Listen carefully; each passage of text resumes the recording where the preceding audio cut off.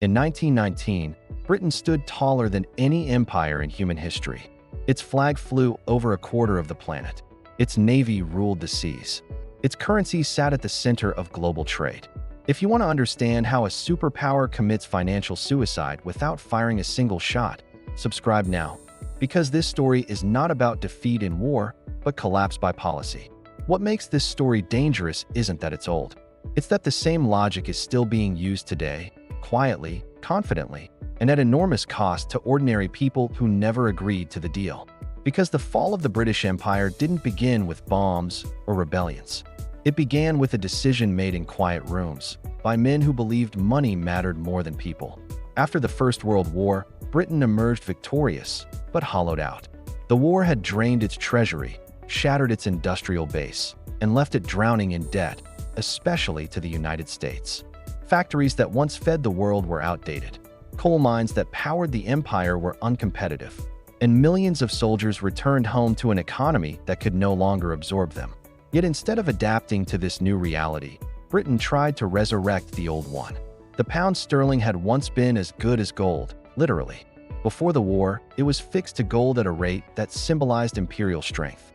That peg wasn't just an exchange rate. It was pride. It was status. It was the belief that Britain still sat at the center of the world. But war changes arithmetic. Prices had risen. Productivity had fallen. America had replaced Britain as the world's creditor. And gold had quietly flowed out of London. None of that stopped the obsession. Inside the Treasury and the Bank of England, a single idea hardened into doctrine. Britain must return to the gold standard, at the pre-war rate, no matter the cost. Winston Churchill, then Chancellor of the Exchequer, would later admit he didn't fully understand what he was unleashing. But the pressure was immense. Bankers demanded it. The City of London demanded it. The empire's prestige demanded it. In 1925, Britain snapped the pound back onto gold like a man forcing a broken bone into place without anesthesia. The result was immediate and brutal. By fixing the pound at an artificially high level, Britain made its exports expensive overnight. Coal, steel, textiles, the backbone of British industry, suddenly couldn't compete. Orders vanished. Wages were slashed. Jobs evaporated. This wasn't accidental. This was policy. To defend the gold peg, interest rates were kept high. High rates meant less lending. Less lending meant fewer factories, fewer homes, fewer businesses. Deflation was treated as discipline. Unemployment as collateral damage. The economy was being squeezed, deliberately, to protect the currency. Coal miners were told to accept lower pay for longer hours so the pound could remain sound. Entire communities were sacrificed to maintain an exchange rate number on a ledger in London. And when the miners resisted, the system showed its teeth. The general strike of 1926 wasn't a labor dispute. It was a national scream. Trains stopped. Ports shut down. Newspapers went dark. For 9 days, Britain froze. Not because it lacked resources, but because the economic system demanded submission. The strike failed. The miners were crushed. Wages fell anyway. And the lesson was clear. The state would defend the pound before it defended its people. Even the Royal Navy felt the strain.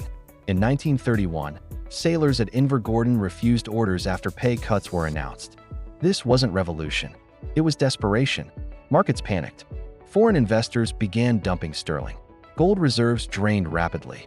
The very system designed to project strength was now broadcasting weakness. Within weeks, Britain was forced off the gold standard entirely. 6 years of pain for nothing. But the damage was already done. Britain had lost a decade of growth clinging to an illusion of monetary purity. Its industrial base was weaker. Its workforce poorer. Its empire restless. And the psychological scar was deeper than the financial one. From that moment on, Britain was no longer a confident economic power. It was reactive, defensive, always managing decline. The Second World War would finish the job. By 1945, Britain was technically victorious and functionally bankrupt. Its cities were bombed. Its exports gone. Its gold reserves depleted. And once again, survival came at a price. The United States ended Lend-Lease abruptly, forcing Britain to borrow billions just to import food. The Anglo-American loan came with conditions. Forced convertibility of sterling that triggered a currency crisis almost immediately. The empire began to unravel, not from rebellion alone, but because Britain could no longer afford to run it. Then came the moment that shattered any illusion of independence. In 1956, Britain attempted to assert power during the Suez Crisis. The response was swift and financial. The United States threatened to dump sterling. The pound wobbled. Britain folded. The message was unmistakable. Military power without financial sovereignty is an illusion.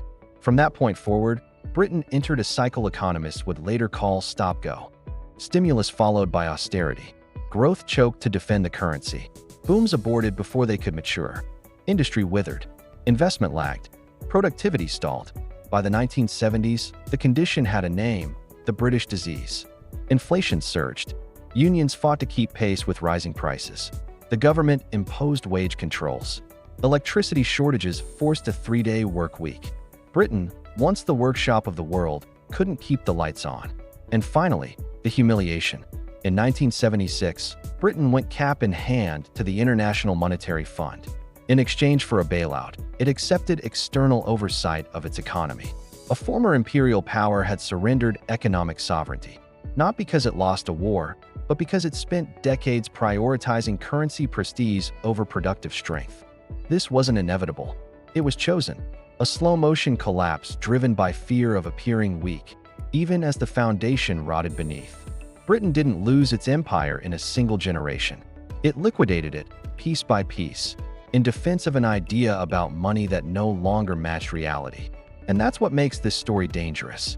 Because whenever leaders choose sound money over living economies, whenever currencies are protected at the expense of workers, whenever prestige outweighs production, the ending is already written. Britain in the early 1920s still spoke the language of victory, but beneath the speeches and parades, the country was quietly bleeding. The war had been won with borrowed money, and the bills were now arriving with compound interest. Gold had flowed out during the conflict. Factories had been repurposed for destruction rather than production, and an entire generation of men had been pulled out of the labor force and never returned. Yet in the halls of power, the mood was not humility, it was denial. There was a belief, almost religious in nature, that Britain's greatness was encoded in the pound itself. Not in steel mills, not in shipyards, not in wages or living standards, but in the exchange rate. The pound had once ruled the world because Britain ruled the world, but the logic was quietly inverted. Now the pound had to rule first, even if the empire had to be sacrificed to preserve the illusion. This was the golden straitjacket, a promise wrapped in metal, a decision to return the pound to gold at its pre-war value, as if the war had never happened, as if 4 years of industrial destruction, debt, and social trauma could be erased with an accounting entry. Winston Churchill, newly appointed Chancellor of the Exchequer, was warned. Economists like John Maynard Keynes pleaded with him. They said the pound was overvalued. They said wages would be crushed. They said exports would suffocate. They said unemployment would become permanent. Churchill listened, and then ignored them. Because gold wasn't just money. Gold was prestige. Gold was memory. Gold was the last remaining symbol of Britain's old authority, and letting it go felt like admitting decline. So the pound was locked back into gold at a rate that demanded pain. And the pain arrived immediately. British exports became too expensive overnight. Coal, textiles, steel, the industries that fed entire towns, suddenly couldn't compete. Orders vanished. Mines closed. Wages were slashed not because employers were cruel, but because the arithmetic of the gold standard left no alternative. You either cut wages or you shut down entirely. And so towns across Britain entered a slow-motion collapse, one pay cut at a time. This wasn't an accident. It was policy working exactly as designed. The gold standard was supposed to enforce discipline. That discipline didn't fall on bankers in London or bondholders abroad. It fell on miners in Wales, dock workers in Liverpool, and factory families in the Midlands. Prices refused to fall fast enough. Debts remained fixed. Real wages sank. Unemployment became structural, not cyclical. Men stood outside factories that would never reopen, waiting for jobs that no longer existed. By 1926, the tension snapped. The general strike wasn't a rebellion against capitalism. It was a rebellion against arithmetic, against a system that demanded human sacrifice to defend an exchange rate. For 9 days, Britain froze. Trains stopped. Newspapers went silent. Power stations flickered. The government framed it as an existential threat, but the truth was quieter and more disturbing. The economy had been hollowed out to protect the pound, and the people were finally refusing to absorb the losses. The strike failed. The miners lost. Wages fell further. Hours lengthened. Hunger spread. And the message was clear: Britain would defend its currency, even if it meant breaking its workforce. But gold is unforgiving. It doesn't bend to patriotism. As the global economy slowed and the Great Depression began to spread, pressure mounted on Britain's reserves. Capital fled. Gold drained out. Defending the pound required higher interest rates, which strangled growth even more. The government borrowed to defend the exchange rate, creating the very fiscal weakness it claimed to fear. By 1931, the illusion finally collapsed. Britain abandoned the gold standard, quietly, abruptly, and without ceremony. The pound fell, but something strange happened next. The economy began to breathe again. Exports recovered. Growth returned. Unemployment eased. The very disaster policymakers had feared arrived, and instead of catastrophe, Britain found relief. The gold straitjacket had been killing the patient. Removing it didn't restore the empire, but it stopped the bleeding. Yet the damage was already done. The interwar years left Britain weaker, poorer, and more divided. The financial elite learned a lesson they would never forget. Currencies could be defended politically, but economies paid the price. And when the next crisis arrived, a far larger one, Britain would no longer have the balance sheet to dictate terms. World War II didn't just exhaust Britain militarily. It finished the job financially. By 1945, Britain was technically victorious and practically bankrupt. The empire still existed on maps, but it was hollow. The country survived on American credit, American food, American fuel. The special relationship was born not from friendship, but from necessity. Sterling was no longer a world currency by right. It was tolerated by Washington. The dollar gap emerged like a slow leak in the hull. Britain needed dollars to buy essentials, but earned too few of them. Sterling balances accumulated abroad, threatening a run that could destroy the currency entirely. Every foreign policy decision now had a financial shadow. Every military move required American approval, whether spoken or not. Then came Suez. In 1956, Britain attempted one last imperial gesture, a show of force to defend strategic relevance. The military operation was swift. The financial response was brutal. The United States threatened to dump sterling. The pound wobbled. Reserves collapsed. Within days, Britain withdrew. The message was unmistakable. The empire no longer controlled its own money. From that moment on, decline became managed rather than resisted. The post-war decades were defined by stop-go economics, stimulate until inflation rises, then slam the brakes to defend sterling. Growth never stabilized. Investment never matured. Industry withered under uncertainty. The pound became both a symbol and a weapon, forcing repeated austerity cycles on the domestic economy. By the 1970s, the system finally imploded in full view. Inflation surged. Productivity stagnated. Labor and capital turned on each other. The three-day week wasn't a policy choice. It was an admission of failure. Britain could no longer generate enough energy, growth, or confidence to sustain a modern economy. And in 1976, the humiliation arrived. The IMF, a former imperial power, now pleading for emergency financing. Conditions attached. Sovereignty constrained. Policy dictated. The pound survived, but the myth of British economic independence did not. This wasn't the result of a single bad decision. It was the cumulative cost of choosing financial appearance over economic reality, of defending symbols instead of systems, of clinging to sound money while quietly destroying sound industry. And beneath it all, the same question lingered, unanswered, unresolved. What happens when a nation mistakes its currency for its economy? That question didn't end with Britain. It was passed on, quietly, to the next global power standing at the center of the financial system. The pound became more than a currency. It became a symbol. And symbols are dangerous when leaders start worshiping them. In the years after the Great War, Britain was exhausted in ways that numbers alone couldn't capture. Entire towns were missing their young men. Railways were worn thin. Factories that once fed the empire's appetite now limped along on outdated machinery. Yet inside the corridors of Whitehall and the Bank of England, the conversation wasn't about rebuilding lives. It was about restoring prestige. Gold, not prosperity. not employment. Gold. The idea was seductive in its simplicity. Before the war, the pound had ruled the world. London was the center of global finance. Sterling was trusted everywhere from Buenos Aires to Bombay. If Britain could just return the pound to its old gold value, the thinking went, confidence would magically return. Capital would flow back. The empire would snap back into place. What this belief ignored was time and damage. In reality, by 1925, Winston Churchill stood at the dispatch box and announced Britain's return to the gold standard at the pre-war rate. It sounded like strength.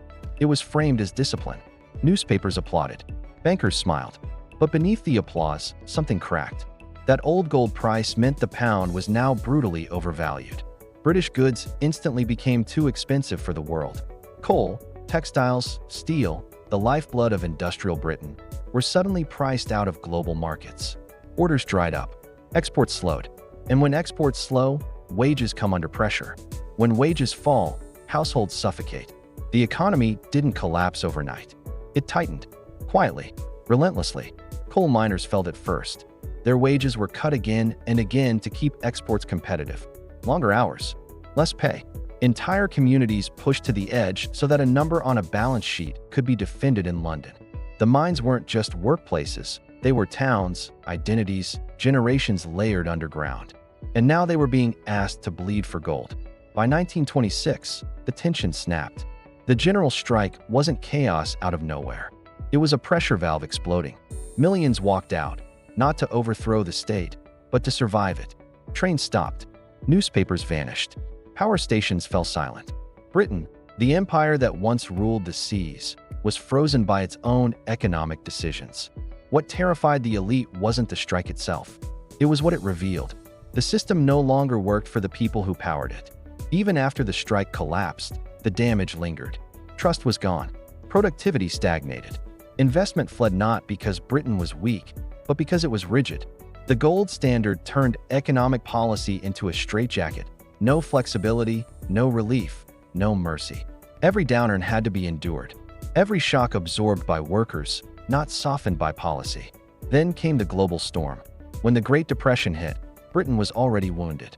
Capital began fleeing again, this time not slowly, but in waves. Gold reserves drained. The illusion finally shattered in 1931 when Britain was forced off the gold standard entirely, not by choice, but by necessity. The retreat was humiliating.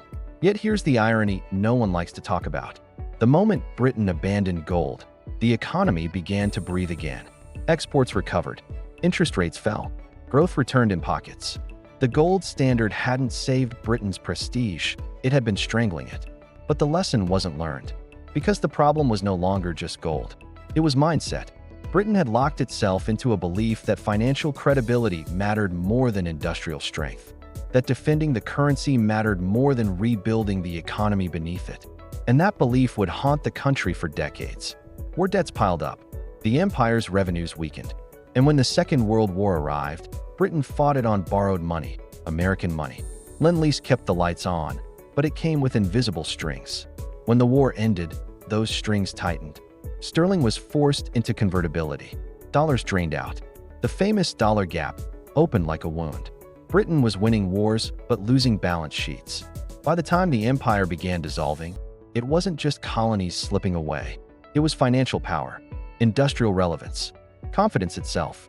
And still, policy lurched forward in short bursts, stop-go cycles that froze investment just as momentum appeared. Inflation surged, then brakes slammed. Growth never had time to compound.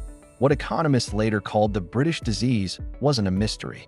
It was the cumulative effect of decades spent prioritizing monetary optics over economic substance. Factories closed. Productivity lagged. The world moved on. By the 1970s, the illusion could no longer be maintained. Power shortages, the three-day week, strikes layered on strikes, and finally, the unthinkable. Britain going hand-in-hand to the IMF, surrendering economic sovereignty to stabilize a currency it had been obsessively defending for half a century. This wasn't collapse by invasion or conquest. It was collapse by decision. A slow, dignified, bureaucratic unraveling driven by the belief that money must be protected at all costs, even if the society beneath it erodes. And that belief didn't die with the empire. The moment it finally broke didn't come with fireworks. It came quietly, almost politely, the way British power always seemed to retreat. By the mid-1970s, the illusion could no longer hold. The pound was wobbling like a tired actor forgetting his lines. Inflation was eating wages faster than unions could demand raises. Factories that once fed the empire's appetite for steel, ships, and machinery stood half empty, their machines older than the men operating them. Britain wasn't losing a debate about economics anymore. It was losing time itself. Then came the call no empire ever wants to make. In 1976, Britain went to the International Monetary Fund, not as a partner, not as a leader, but as a supplicant. The same country that had once dictated global finance, that had written the rules of trade and money from London counting houses, now had to ask permission to borrow just to survive. The IMF loan came with conditions, spending cuts, wage restraints, limits on sovereignty that would have been unthinkable a generation earlier. This wasn't just a financial rescue. It was a public admission that the golden straitjacket had finally tightened to the point of suffocation. And here's the cruel irony. Britain didn't collapse because it abandoned discipline. It collapsed because it worshipped discipline long after it stopped serving reality. The gold standard mentality, the obsession with a strong pound, the fear of letting markets adjust naturally, the belief that credibility mattered more than employment, had become a kind of economic religion. And like most rigid faiths, it demanded sacrifice. Coal miners were sacrificed. Shipbuilders were sacrificed. Entire industrial regions were sacrificed, not because Britain lacked skill or innovation, but because policy chose symbolism over survival. The pound became more important than the people who earned it. By the time policymakers admitted the model was broken, the damage was irreversible. Capital had fled. Industry had hollowed out. The empire's financial center survived. London reinvented itself as a hub for global money. But the country beneath it grew more unequal, more fragile, more dependent on finance rather than production. This is the twist most history books avoid. Britain didn't lose its empire in battle.